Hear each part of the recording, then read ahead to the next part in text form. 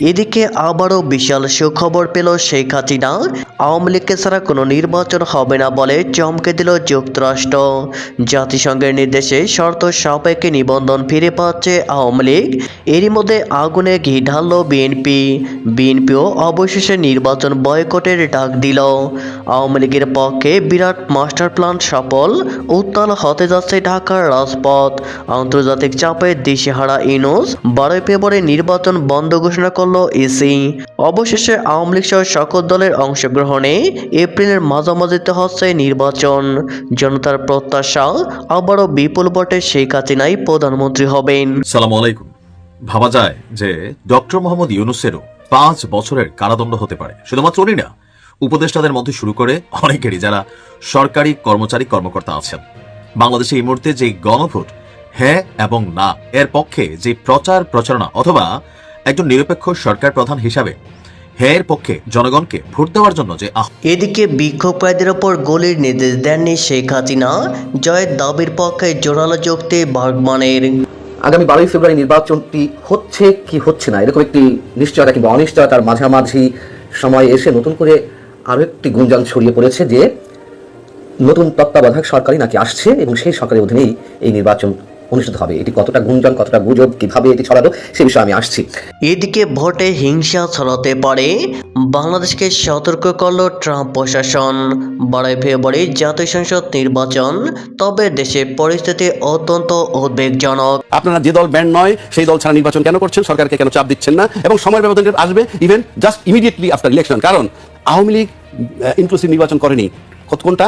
14, 18, 24 তিনটা নির্বাচন ইনক্লুসিভ করেননি, কিন্তু সে টিকে রয়েছেন। কেন টিকে রয়েছেন আমরা সবাই জানি। কেউ যদি আমরা ভাবি যে একইভাবে আমরা আরো 3 টার্ম থাকবো, অ্যাবসার্ড। কারণ আপনি যারা অতীতে আমরা দেখেছি যে 96 একটা নির্বাচন হয়েছিল, যে নির্বাচনটা 21 দিন টিকছিল, পরে তত্ত্বাবধায়ক সরকার আসলো। ওই যে নির্বাচনটা হয়েছিল 21 দিন টিকলো, সেটা কিন্তু আওয়ামী লীগ ব্যতীত নির্বাচন হয়েছিল। এদিকে নির্বাচনের আগেই ঢাকায় আসতে পারে শেখ হাসিনা। শুনে হয়তো আপনার চোখ কপালে উঠতে পারে, কিন্তু বাস্তবতা হয়তো এমনই হতে চলেছে। আওয়ামী লীগ নেতাকর্মীদের জন্য সুখবর, নির্বাচন বন্ধ হতে চলেছে। সব দলের অংশগ্রহণ ছাড়া নির্বাচন অবৈধ। ভোটের নামে প্রহসন চলবে না, আর কোনো পাতানো নির্বাচন নয়। ভেটের পথে নির্বাচন বন্ধ হতে চলেছে। সকল আওয়ামী লীগ নেতা একত্রিত হচ্ছেন। এদিকে নির্বাচনের আগেই ঢাকায় আসতে পারে শেখ হাসিনা।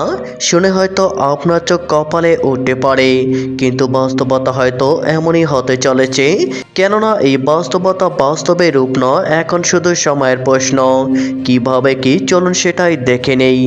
বাংলাদেশের আসন্ন ত্রয়োদশ জাতীয় সংসদ নির্বাচন সামনে রেখে আন্তর্জাতিক রাজনৈতিক অঙ্গনে এক চাঞ্চল্যকর দাবি ঘুরে বেড়াচ্ছে।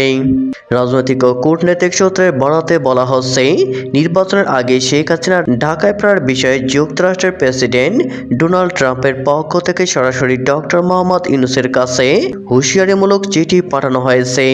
যদিও এই বিষয়ে সরকারের পক্ষ থেকে আনুষ্ঠানিকভাবে কিছু বলা হয়নি, তবু এই দাবিকে ঘিরে ঢাকার রাজনৈতিক ও প্রশাসনিক অস্বস্তি স্পষ্ট বলে মনে করছেন বিশ্লেষকরা।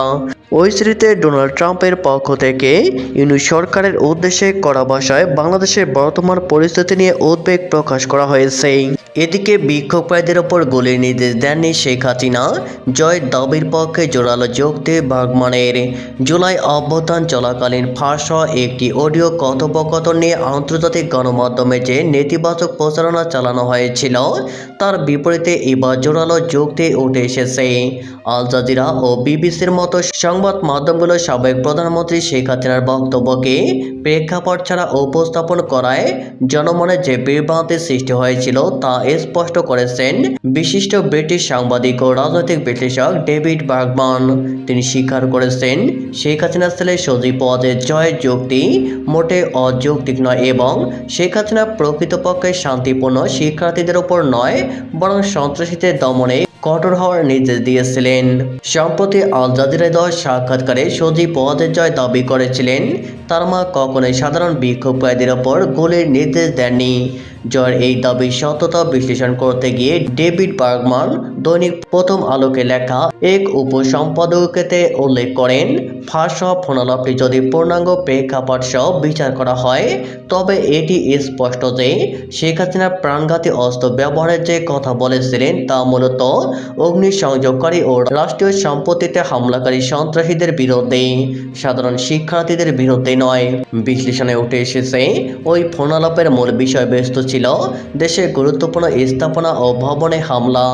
ঢাকা দক্ষিণ সিটি কর্পোরেশনের সাবেক মেয়র ফজলিনুর তাপস তৎকালীন প্রধানমন্ত্রীকে জানিয়েছিলেন যে সন্ত্রাসীরা মোহাম্মদপুর থানার দিকে এগোচ্ছে এবং জাতীয় সচিবালয় ও আবাহনী ক্লাবের মতো জায়গায় হামলা হয়েছে। এমন পরিস্থিতিতে রাষ্ট্রের জানমাল রক্ষার্থে এবং সন্ত্রাসীদের সহিংসতা দমনে শেখ হাসিনা কঠোর হওয়ার নির্দেশ দিয়েছিলেন। এদিকে ভোটে হিংসা ছড়াতে পারে বাংলাদেশকে সতর্ক করল ট্রাম্প প্রশাসন।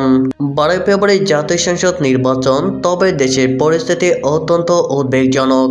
এই অবস্থায় বাংলাদেশের জাতীয় সংসদ নির্বাচনের আগে মার্কিন নাগরিকদের জন্য সতর্কবার্তা জারি করেছে ঢাকার মার্কিন দূতাবাস। শুক্রবার ঢাকার মার্কিন দূতাবাসের ওয়েবসাইটে একটি বিজ্ঞপ্তি জারি করা হয়। সেখানে বাংলাদেশে বসবাসকারী মার্কিন নাগরিকদের সতর্ক থাকতে বলা হয়েছে নির্বাচনের আগে বাংলাদেশে নাশকতার ঘটনা ঘটতে পারে, তাই সতর্ক থাকতে হবে। নির্বাচনী জমায়েত থেকে শুরু করে ভিড় আছে এমন যে কোনো এলাকা এড়িয়ে চলতে হবে।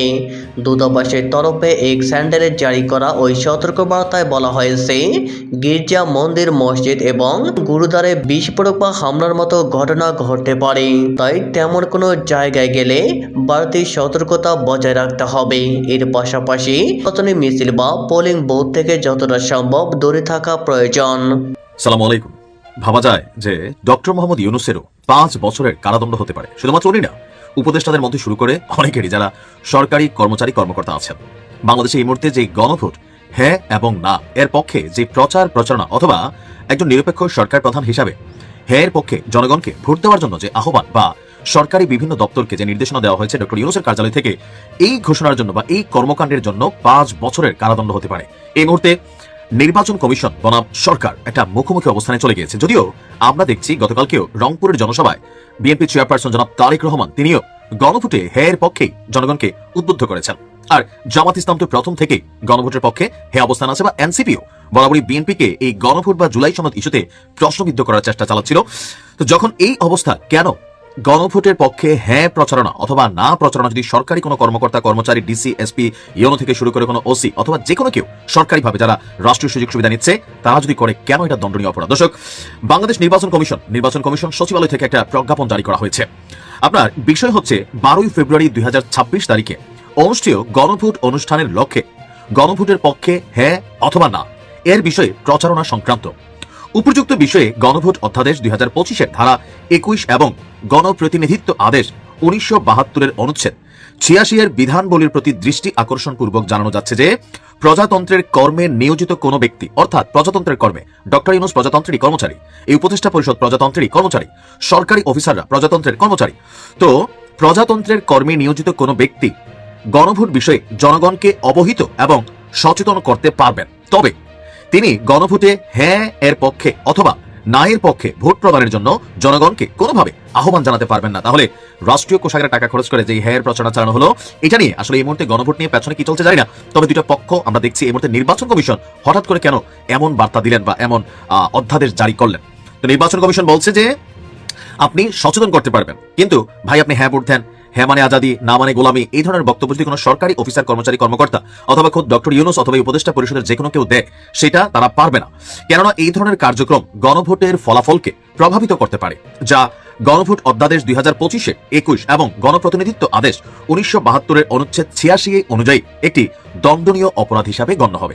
তার মানে 2025 সালে যে সংস্কার করা হয়েছে সেই সংস্কারেও এই বিষয়টা আছে, আর 1972-এর যে অনুচ্ছেদ আছে সেখানেও আছে।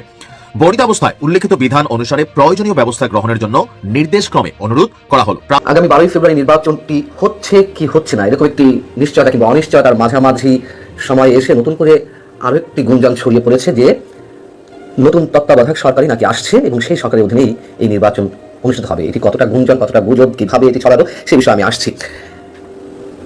যদি 12 ফেব্রুয়ারির নির্বাচনটি সত্যিই অনুষ্ঠিত হয়, নিঃসন্দেহে এটি ঐতিহাসিক নির্বাচন হবে। আমাদের নোবেল বিজয়ী অধ্যাপক প্রধান উপদেষ্টা ডক্টর মোহাম্মদ ইউনূসের ভাষ্য অনুযায়ী নিঃসন্দেহে এটি ঐতিহাসিক নির্বাচন। কেমন কোন দিক থেকে? অন্যান্য বিভিন্ন অভিযোগের পরিপ্রেক্ষিতে আওয়ামী লীগের মতন একটি দলের রাজনৈতিক কার্যক্রম নিষিদ্ধ করার মাধ্যমে নির্বাচনী প্রক্রিয়া থেকে পুরো দলকে বাদ রেখে দেশের কোটি কোটি মানুষকে ভোটাধিকার থেকে বঞ্চিত করার মাধ্যমে এটি ঐতিহাসিক নির্বাচন।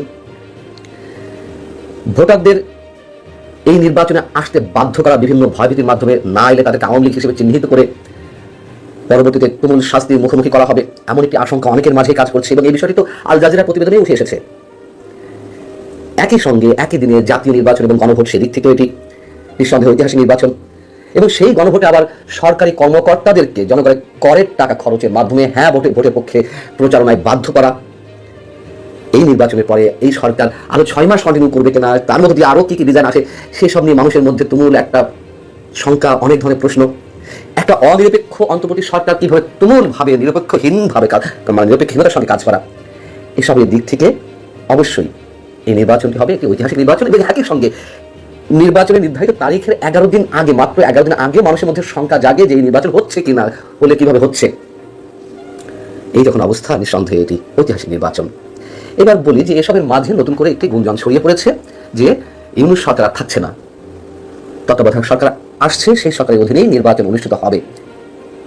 তত্ত্বাবধায়ক সরকার যদি সত্যিই আসে তাহলে সেই নির্বাচনটি কবে, কিভাবে হবে, সেই সব বিষয় সামাজিক যোগাযোগের মাধ্যমে এর মধ্যে ছড়িয়ে পড়েছে। শোনা যাচ্ছে কেউ কেউ বলছেন যে এটি দেশের অথবা দেশের বাইরের কোনো বিশেষ গোয়েন্দা সংস্থার প্রতিবেদন, আমরা জানি না।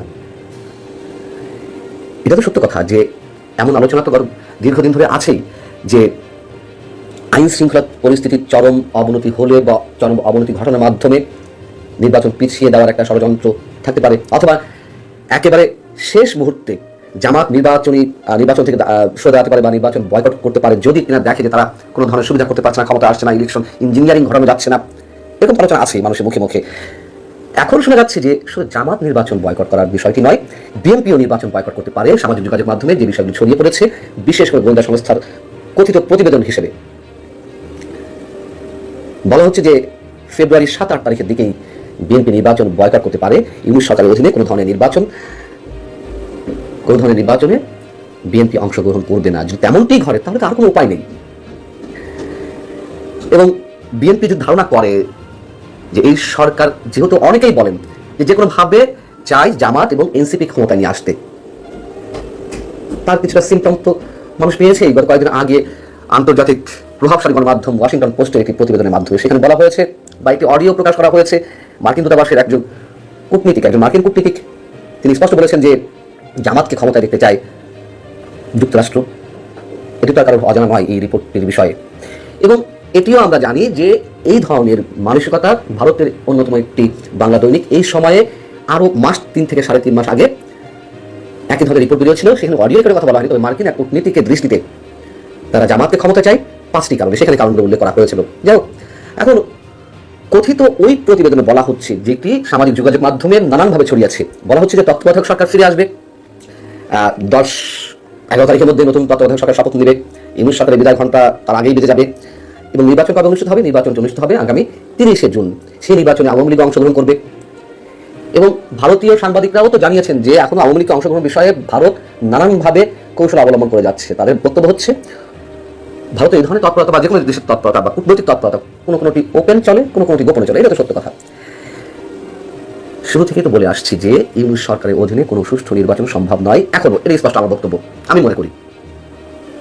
এবং এই কথাও আমি বলে আসছিলাম যে বিএনপির উচিত যে একটা নিরপেক্ষ অন্তর্বর্তী সরকার হোক বা তত্ত্বাবধায়ক সরকার হোক, সেই সরকারের দাবি করা এবং তার অধীনে নির্বাচনে যাওয়া।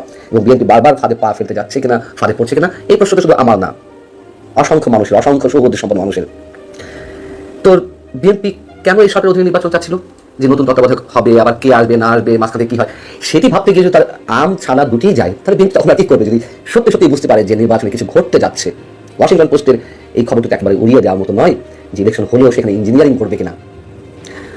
এখন তত্ত্বাবধায়ক কিভাবে ফিরে আসতে পারে? এটিও আগে আপনাদেরকে বলেছি যে সর্বোচ্চ আদালতের রায়ের মাধ্যমে তত্ত্বাবধায়ক ব্যবস্থা তো অটোমেটিক্যালি সংবিধানে সংযোজিত হয়েছে। এখন এটি কবে থেকে কার্যকর হবে সেটি ছিল প্রশ্ন। কার প্রশ্ন ছিল? প্রধান বিচারপতির, তৎকালীন প্রধান বিচারপতি সৈয়দ রিফাত আহমেদ এই সংক্রান্ত রিটের শুনানির সময় বলেছিলেন যে তত্ত্বাবধায়ক সরকার যদি ফিরে আসে তবে কবে থেকে তা কার্যকর হবে, এই প্রশ্ন তিনি করেছিলেন। তত্ত্বাবধায়ক ফিরে আনার বিষয়ে যে রায়, সেই রায়ে কিন্তু বলা হয়নি যে কবে থেকে হবে। চতুর্দশ নির্বাচন থেকে তত্ত্বাবধায়ক ব্যবস্থা কার্যকর হবে এমন একটি নির্দেশনা বা পর্যবেক্ষণ দেওয়া হয়েছে, কিন্তু রায় নয়। তো তত্ত্বাবধায়কও সংবিধানে সন্নিবেশিত বা সংযোজিত হয়ে গেছে অটোমেটিক্যালি। এখন সবাই মিলে নির্বাচনের স্টেক হোল্ডারদের অধিকাংশ যদি মনে করে যে না তত্ত্বাবধায়কের অধীনেই নির্বাচন অনুষ্ঠিত হতে হবে, তাহলে তো কোনো বাধা থাকে না। এবং ওই যে বলছিলাম যে শেষ মুহূর্তে আইন শৃঙ্খলা পরিস্থিতির চরম অবনতি ঘটানোর মাধ্যমে অথবা শেষ পর্যায়ে গিয়ে জামাত নির্বাচন বয়কট করতে পারে, এমন একটি পরিস্থিতিতে 12 ফেব্রুয়ারি নির্বাচন হবে না, সেটি দিল্লির সাউথ ব্লকও মনে করে। এমন একটি বিষয় ভারতের কোনো কোনো গণমাধ্যমে কিন্তু এসেছিল ভারতের পররাষ্ট্র মন্ত্রণালয়ের বরাত দিয়ে। আমরা জানি না যে এটি ছড়িয়েছে বাস্তবতা কতখানি আসলেই কোনো গোয়েন্দা সংস্থার প্রতিবেদন কিনা, বিশেষ কোনো গোয়েন্দা সংস্থার প্রতিবেদন কিনা।